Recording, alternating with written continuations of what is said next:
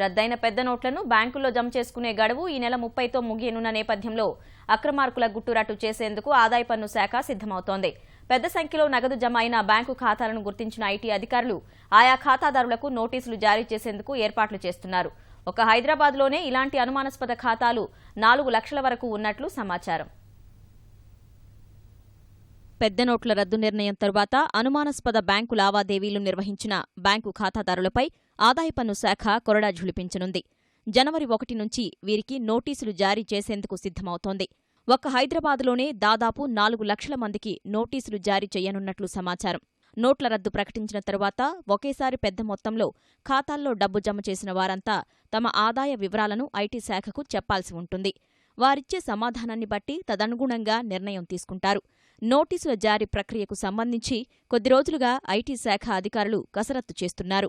November 8వ తేదీ కేంద్ర ప్రభుత్వం పెద్ద నోట్ల రద్దు ప్రకటించిన తరువాత ప్రజలంతా తమ వద్ద ఉన్న పాత 500, 1000 రూపాయల నోట్లను తమ బ్యాంకు ఖాతాలో జమ చేశారు. ఒక్కసారిగా పెద్ద మొత్తంలో బ్యాంకుల్లో నిధులు చేరాయి. చిన్న చిన్న ఉద్యోగుల నుంచి కూలీల వరకు అందరి ఖాతాల్లోనూ డబ్బు జమ అయ్యింది. చాలామంది వ్యాపారులు, ఇతర ప్రముఖులు తమ వద్ద ఉన్న నగదును తమకు తెలిసిన వారు తమ వద్ద పనిచేసే ఉద్యోగుల ఖాతాల్లో జమ చేసినట్లు ఐటీ అధికారులు అనుమానిస్తున్నారు. అందుకే నవంబర్ 8 తరువాత బ్యాంకుల్లో జరిగిన లావాదేవీలను ఆదాయ పన్ను శాఖ క్షుణ్ణంగా పరిశీలించింది. ఒకేసారి లక్షల్లో డబ్బు జమ అయిన ఖాతాలను గుర్తించింది. వీరిలో చాలామంది ఆదాయ పన్ను రిటర్న్స్ దాఖలు చెయ్యలేదని, కానీ ఒక్కసారిగా వీరి ఖాతాల్లో భారీగా నగదు చేరినట్లు ఐటీ అధికారులు తెలిపారు. ఇలాంటి వారందరికీ ఇప్పుడు ఐటీ శాఖ నోటీసులు జారీ చేయనున్నారు. పెద్ద నోట్ల రద్దు తర్వాత లక్షల్లో నగదును తమ ఖాతాల్లో జమ చేసిన వారంతా ఆ డబ్బు ఎక్కడ్నుంచి వచ్చిందన్న సంగతి చెప్పాల్సి ఉంటుంది. పాన్ నంబరు ఆధారంగా ఎవరికి వారు వ్యక్తిగతంగా సమాధానం చెప్పాలి.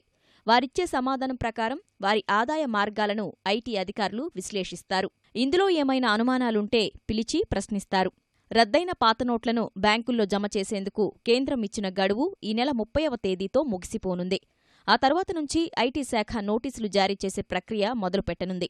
పెద్ద నోట్ల రద్దు తర్వాత కొంతమంది తమ వద్దనున్న డబ్బుతో పెద్ద ఎత్తున బంగారం కొనుగోలు చేయగా అలాంటి వారిపైన ఐటీ శాఖ దృష్టి సారించింది. హైదరాబాద్లో 20 బంగారం దుకాణాల్లో జరిగిన కొనుగోళ్లు, బంగారం కొన్నవారి జాబితాను ఐటీ అధికారులు సేకరించారు. వారందరికీ కూడా నోటీసులు జారీ కానున్నాయి.